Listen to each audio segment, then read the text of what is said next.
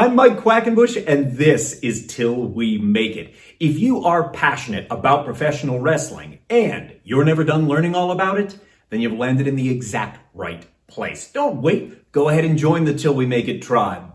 Subscribe right now. At the top of today's video, I want to shout out Rich and I want to shout out Tom. Thank you both for joining me over on Patreon. And a big thanks to Scully B, who increased their patronage to the top level. I appreciate you doing that. And it could be you I'm shouting out in the very next video. Jump on the link down below in the descriptus and join us over on Patreon. When you support the work of Till We Make It, you're also helping me toward my goal of 100 patrons this year on Patreon. If keeping Till We Make It a weekly YouTube channel is important to you, I need to see you over on Patreon now more than ever. In today's episode, I'm going to be chatting with Miss Yolanda herself, Gimmicks 24/7, the fashion designer who also works in professional wrestling. And Yolanda is a rising star right now in the fashion industry, so much so that a collection of her work is being celebrated at the Kimmel Center for the Performing Arts in downtown Philadelphia, where it's on display until the month of February. And she's about to jump on a call with me where I want to direct at her some questions about designing pro wrestling gear. And you're coming along. Ready?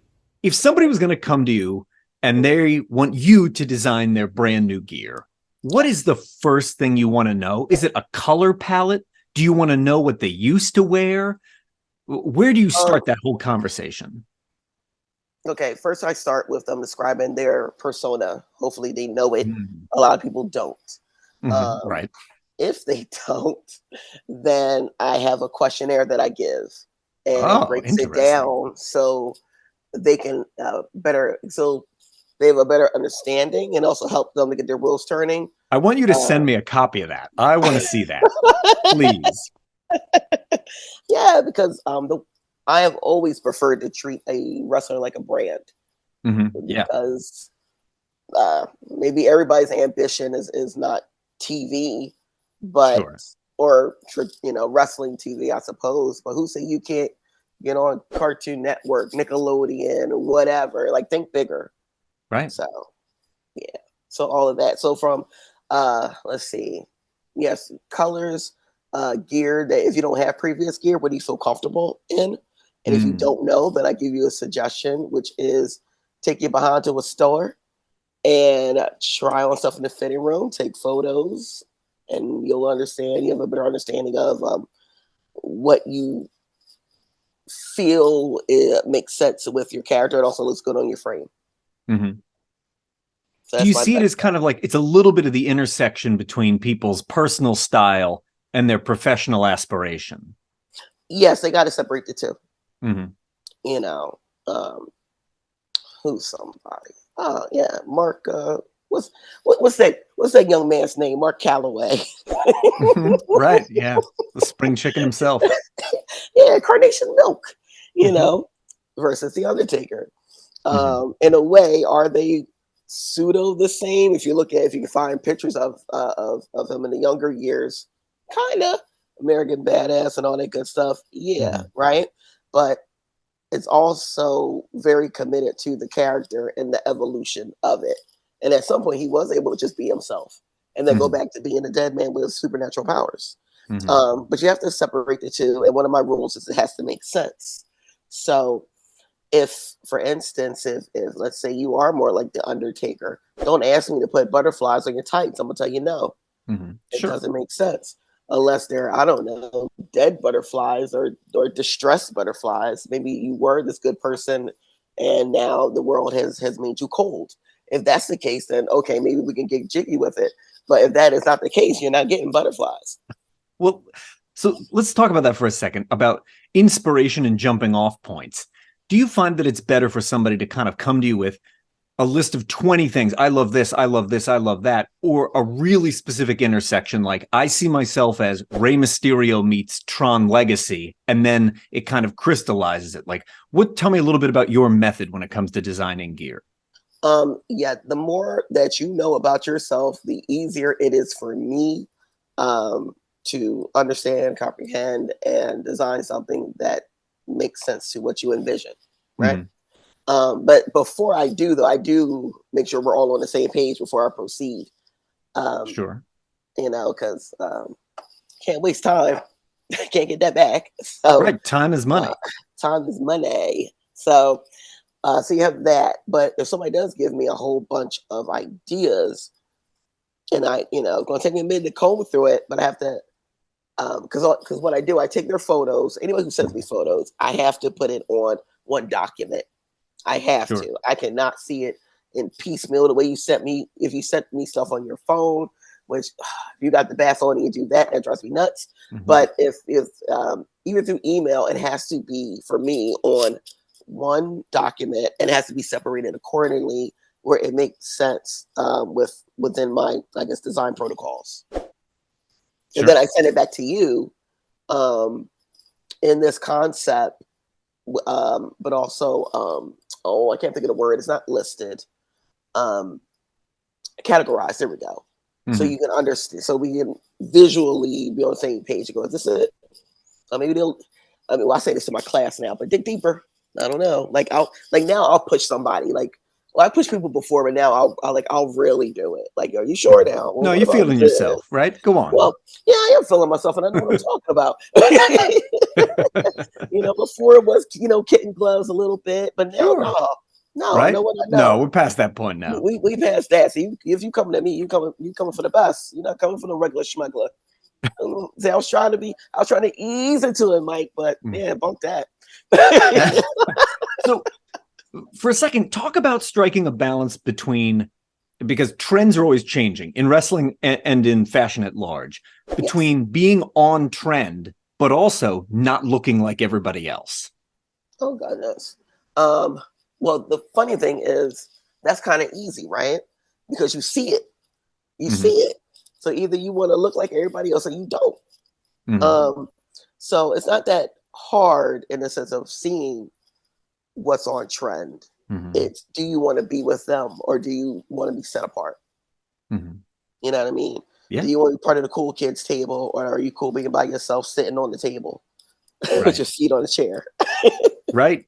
And I'm You sure you've know? worked with clients at both ends of that spectrum, right? They want to Yeah. look like, right, I'm kind of part of what's happening right now. And yet there are going to be, of course, there's always going to be people who value zagging when everyone else zigs. Yeah, absolutely. Or literally asking me to design something that somebody already has, Mhm. including my own stuff. I have had so many people at a certain time ask me to design them tights similar to Leo Rush. Huh. Why is it Leo Rush? Those, I ain't gonna hold you. That that gear is pretty dope. It is on my high. It's the top five. How dare you say dope to me? I'm so Now I got to sorry, look it Mr. up. I got to Baby. Google the Leo Rush tights. But go on, go on. Yeah. So for people who are listening, it's his Man of the Hour tights in WWE. I'll put it up on screen. I'll make Yeah, sure we'll do it in post. yeah. Very gorgeous. Rhinestone, or Zodi. Not, what the hell? What's those? Swarovski crystals galore. It's Mhm. fancy. It's expensive. Guess what? You might not be able to afford that. And I'm not copying off myself. Like, no, I don't need that. Right. We're gonna stop. So one rule: stop being the next somebody and be the first you. That's Mhm. one. Well Because said. if you think because it's like you don't want to remind nobody of the other person, right? Mhm. Yeah. Like, you're advertising for somebody else. You're a walking billboard. You spend all this money to be a walking billboard to advertise somebody else. Mhm. So that's a big no. No matter how much you admire them or think they're cool, yes, if you can do it a way where it's inspired by, that's a Mhm. little different than copying. So I don't Of mind course. doing inspired, Right. You but can break off a small piece of it, yeah, right, and make it your own.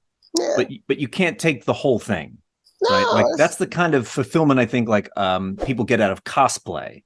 yes. And this is very different, right? If you're designing gear that's meant to represent your brand as a working pro, it's got to be elevated beyond cosplay. Yeah, absolutely. Now, if it is cosplay, that's a different story. And so far I haven't done that yet, but I don't think I want to anyway, because then it's like, Don't you need more work, Yolanda? You're not busy enough? So for a second here, I think a piece that people often don't consider is if you're going to go out there and get a real designer to design gear, you're going to pay for this. This is a service that comes from someone who has a skill set that you don't. I certainly don't have. For people that have never considered this before, let's try to create like a price range. What do you think someone should expect to pay for gear design? Maybe low end to high end? Like, what do you think that range even looks like? If you had to guess, knowing what you know about today's marketplace. Oh, today's market? Okay. I'm sorry, guys. It's going to sound real shady, but it's kind of true. Go on. Well, depending who you are, rumor has it that you can pay with an action figure. You can pay with an action figure. Tell me this story. Tell me the story. No, give me the details. Right? Somebody was like, I'm going to get your gear on an action figure and I'm going to send you one, and that's your payment, right? That is the rumor that I've heard that the children are doing today. Amazing. They don't ask for monetized value. They're good with action figures or just being a part of it. Mm-hmm. And then there's some that might only charge $25. And then sure, and we all got to start somewhere. And we all got to start somewhere, so that's fine. Yeah. And then I've seen 75 and 100. And then you have let's go to the other extreme. higher. Let's go to the very highest end. Talk about some of the highest numbers that you've heard for gear design. I'll tell you the highest I've heard, and it's not from me. Mm-hmm. Wait. I hope I get this number correct. I might not be getting this number correct. It's been so long ago. It was in the thousands, and I'm trying to remember what. Sure. I know somebody whose WrestleMania gear was designed for $2,500, not constructed, not tailored to them. Just the design was $2,500. Sweet. Now I know what I'm charging next year. You're welcome. We're going to talk about my percentage off the air. Oh, well, hey, we might, because if I can get that 2,500, hang it. I tip you, because this person sure can afford it. But yeah, and here's why that's valid, right? It is levels to everything, and if you go to WWE or AEW, here's how I look at things from a professional point of view. If you take my design and you purchase it, let's say you only purchase it to get gear made, that's one price. But if that turns into an action figure and that becomes a video game and that even goes to chalk line apparel, I don't see that. Mm-hmm. Right. Unless that is in a contract, or in my brain, I said, okay, here's what I'm charging, where I don't feel like, I'm just going to keep it real, where I don't feel like a sucker because I gave you this price and now you're making so much money off of me, off of this price. So like, for instance, I have no problem saying this. I tell people no when they want, I used to, because I haven't got this request in a while, but if somebody wants me to design a t-shirt and they tell me they put on wrestling tees, I say I can't do it. You want to why? You won't be able to afford me. Because, well, y'all barely can afford me now. Honestly, no, a lot of y'all can't. I'm just gonna be honest. But I say that, and then I'll go back to what I was saying, because I really still like helping developmental. I do. I love still working with young wrestlers who don't know where they are. I do love that process. So I'm still trying to figure all that out. But, well, let me ask you this. You made me think of this. Do you think in the next 3 years, it will increasingly be part of gear design, the kind of contracts you just alluded to, that might provide for a royalty if your gear does end up on a figure, if it does end up in a video game? Do you feel like that's going to become the status quo? Spoiler alert, yup. That's why I came to you. I wanted the straight answers. Spoiler alert, yup. That's the type of time I gotta be on now. It was a thought when I first did it, honestly, but I was so like all right, here we go. I'm gonna sound like I'm what did you say earlier? I forgot how you said, like, bigging myself up. But here's facts, ladies and gentlemen. There was never a wrestling designer until I came along, and that's facts. Mm-hmm. So I started this stuff and created a blueprint but there's a lot of people who cannot follow the blueprint because they don't have the experience to. But now there's a whole lot of wrestling people who started as fans who now design gear. And I'm at a point in my life where this is going to sound terrible, but it is what it is. I'm at a point in my life where that's all fine and dandy, but our levels are different. Mine's is just extremely higher. I went to school for this. I got a degree in this. I've worked in the fashion industry. Matter of fact, I'm in it now. I'm a head designer at a company as we speak. So when I design for wrestlers, it's not just me drawing fancy stuff. You know what I mean? Like even the way people are drawing computer designs, that's from me because that's from a fashion protocol. You know what I'm saying? So with that being said, I am at the level where if I do get an action figure out of that's from my gear, that is cool. And I need to be more present about it. But when I think about my worth and my value, I go, that's cute. Because I've been there, done that. I've had my designs in WWE since 2K since 2012. So that's cool. That is cool. But a monetized value would be better. So I feel you. Every single video I have about your wrestling gear has been compiled into one playlist. And if you click on the video that's appearing on screen right now, you will jump into that playlist so that you can keep on learning. Also appearing on screen is a link which will take you to my Patreon, where you can start unlocking more than 800 exclusive posts all about professional wrestling, starting at just $5 a month. That's less than a grande at Starbucks, kids.